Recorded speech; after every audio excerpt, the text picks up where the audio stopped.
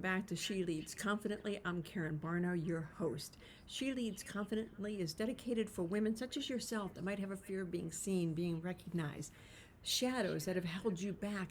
You're a woman leader, you get a certain point in your career and then you kind of stop and you can't figure it out. You keep running these same patterns and you don't understand it. Ladies, I've been there. I took a hiatus. I haven't been here since the end of May. I'm so surprised by that. But I really needed to figure some stuff out. I think, like most of us, we're coming out of COVID and we saw a lot of changes in our life. We've had a lot of adjustments. And so I took some time to do some deep work. I've talked about this before. In 2019, I had a major upheaval in my life, in my business, in my professional business, my side hustle business, my personal life. And it really sent me on a long kind of search for shadow work to figure out what was holding me back, what was keeping me stuck. Because I'd done a lot of shadow work, so I couldn't figure it out until I realized I had this fear of being seen. And I kind of want to give you an example so you know so you can understand what I'm talking about. There was a fear of being recognized. This is the first thing I noticed.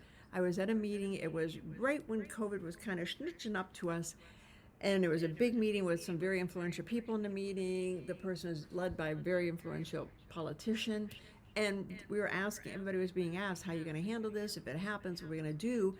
And they asked a question, everybody sat there, and nobody really knew the answer. And I just kind of sat there and smiled and moved on. Somebody, one of his aides said, hey, I'll get the question for you, so and get back to you. So we walk out of the meeting, and the person sitting next to me comes up to me and says, I have got to know why you didn't raise your hand, because I know you know that answer.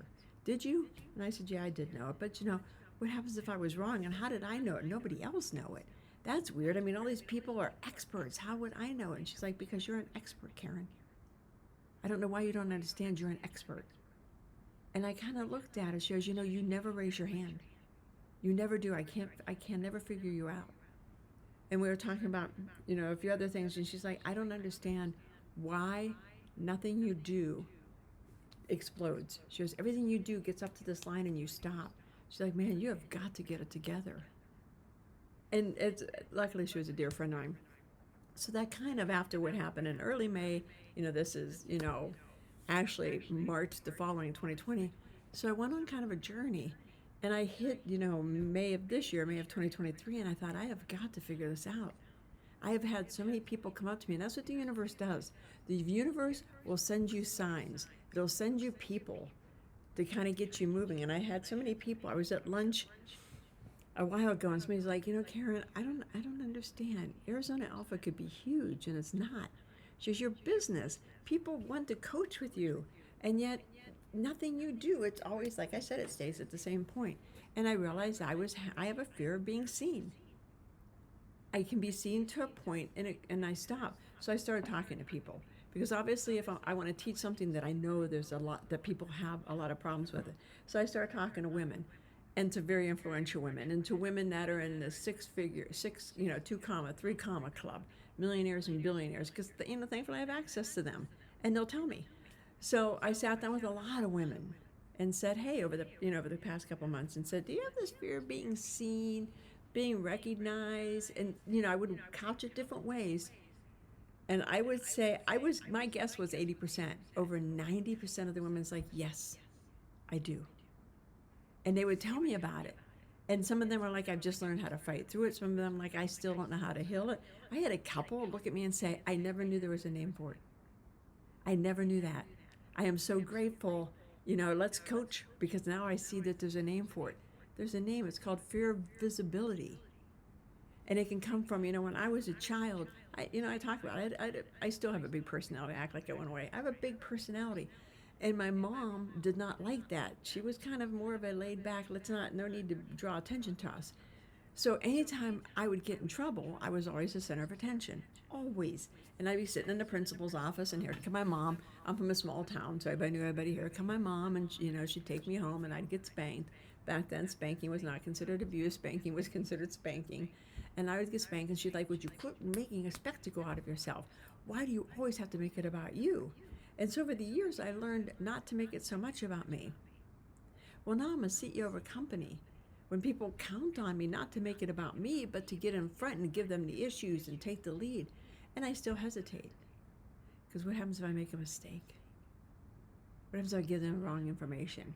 You know, one of the things that really triggered, and you got to know your triggers when you're doing shadow work, was probably my first year in. I was talking to a reporter about something. They asked me a question. I gave them a flip answer. I'd never had media training. I sure had media training, swear to God, a week after this. And I made a flip comment, and it ended up on the front page of the paper above the fold. My phone rang off the hook. So if you have fear of being recognized or any of that stuff, that gets it going. That's like, yikes. That was like dumping gasoline on it. And then over the course of time, I made some more dumb mistakes. And people make mistakes, but if you have a fear of visibility, that'll set you back. And so I sit here 25, 26 years later, and I was talking to a dear friend of mine, and she's like, Karen, I'll never figure you out. Because you keep getting all these opportunities laid at your door, you're not taking advantage. Does this sound familiar? Are you sitting there thinking about all the things that are laid at your door that you're like, well, I don't have the confidence, or, I don't have this or that. It's the fear of being seen.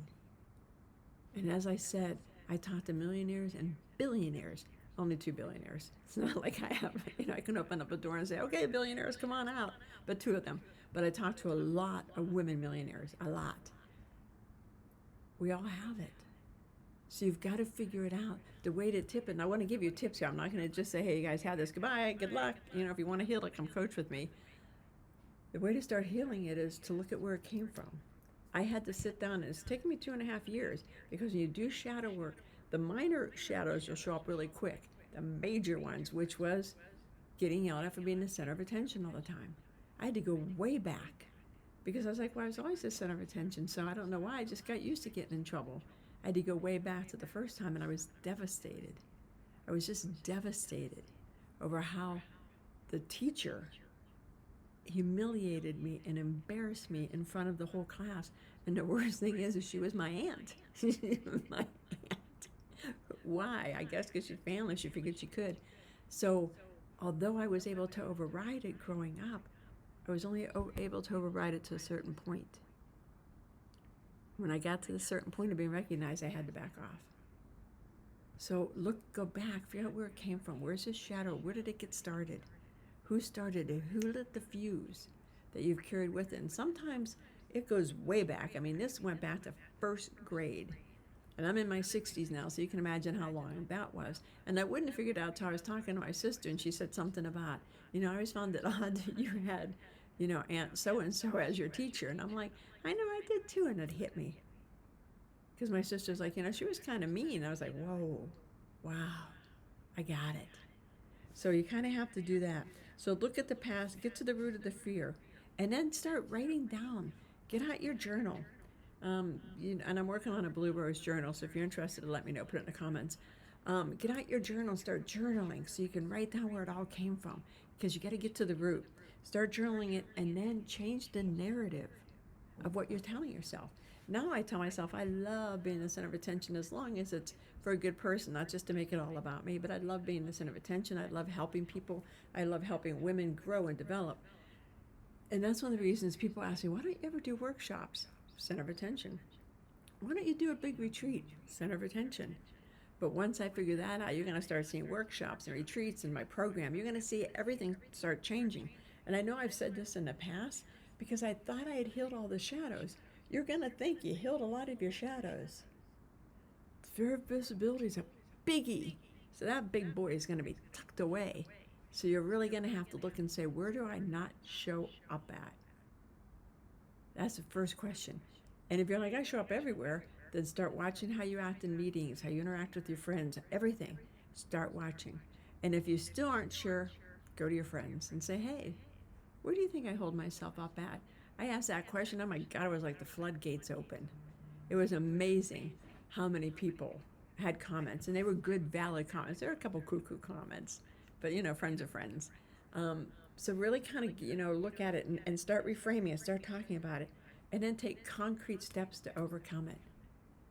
I am back to do podcasts. You're going to see a new podcast cover where it's, my soul, You're going to see a new program come out to help women heal their shadows, to conquer their fear of visibility.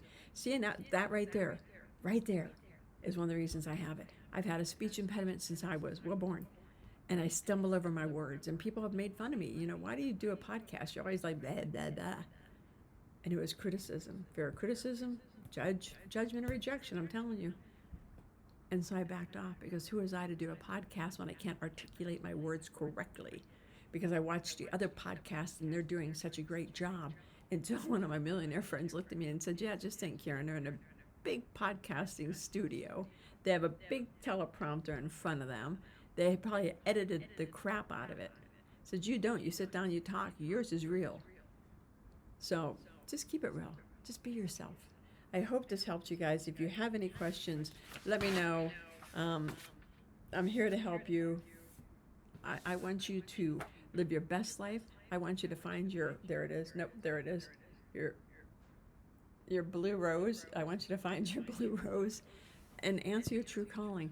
And if you want, you can join my free group over at Blue Rose Leadership on Facebook. It's a free group to just start, the conversations, no commitments, no membership fees, nothing, just a chit chat about it. So if you have any questions, let me know. I hope to see you over there. Start tuning in. I'll be doing these weekly again now that I got it together. And that's it. Have a great day. It's August 2nd, so have a great rest of the day. Take care, y'all. And here's you finding your blue rose.